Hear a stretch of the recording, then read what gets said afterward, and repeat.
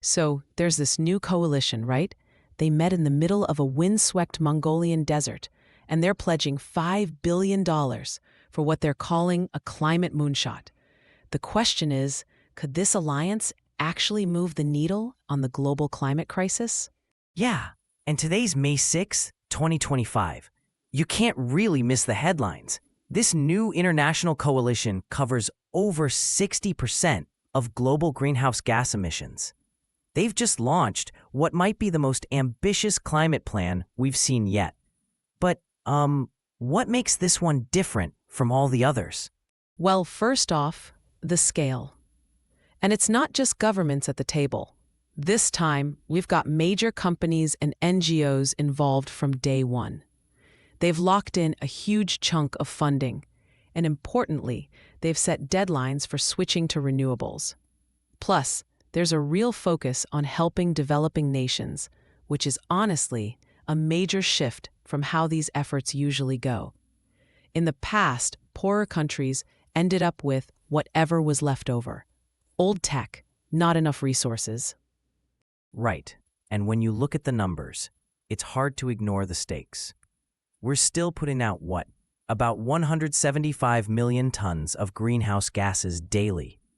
And since 2000, climate damages have cost over $3.5 trillion. This isn't just theory. It's happening now. Exactly. And what's interesting is how this coalition plans to coordinate and scale up solutions. They're using $5 billion from the EPA's Greenhouse Gas Reduction Fund.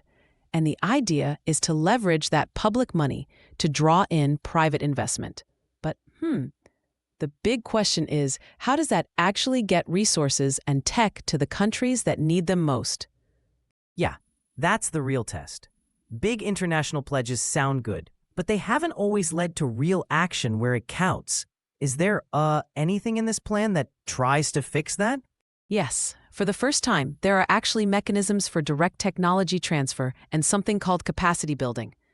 And they're committing to regular, transparent reporting. So every month, they'll release emissions data, pulling from sources like Climate Trace. The idea is that anyone can see what's working and what isn't. Wait, so if a country or a company isn't meeting its target, that gets published? Everyone can see? Exactly. And that kind of public pressure can be a real motivator. Plus, they say they'll use that data to shift funding and support toward places that are falling behind. It's a kind of built-in accountability. There's this sense of urgency, too. January and February, global emissions dropped for the second month in a row. That's from Climate Trace again. China, the US, India, Russia, the EU, all showing declines. Is this a sign of real change?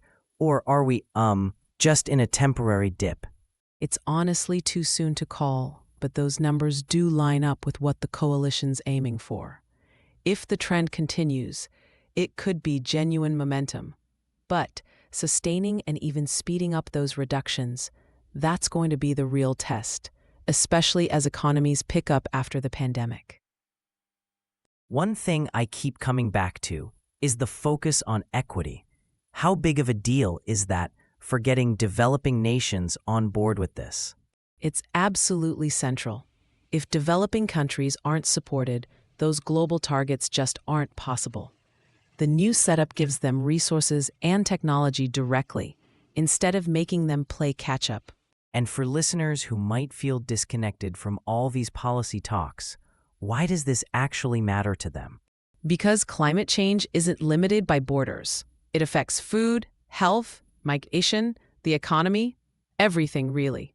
If this coalition's approach works, it could raise the standard for international cooperation, and the ripple effects would reach everywhere. So, transparency, funding, accountability, those are steps forward. But do you think this coalition can really avoid the same old problems? That's the core question. The structures are in place, but it all comes down to actual follow-through. The world will be watching, and well, so will we. We'll keep an eye on how this develops. It could be a turning point, or just another promise. Guess we'll see what the data says. Thanks for tuning in. This started with a coalition in the desert, but the impact could touch every part of the world. We'll keep tracking the promises, the progress, and what actually happens next. Thanks for listening. Until next time, keep asking questions and stay informed.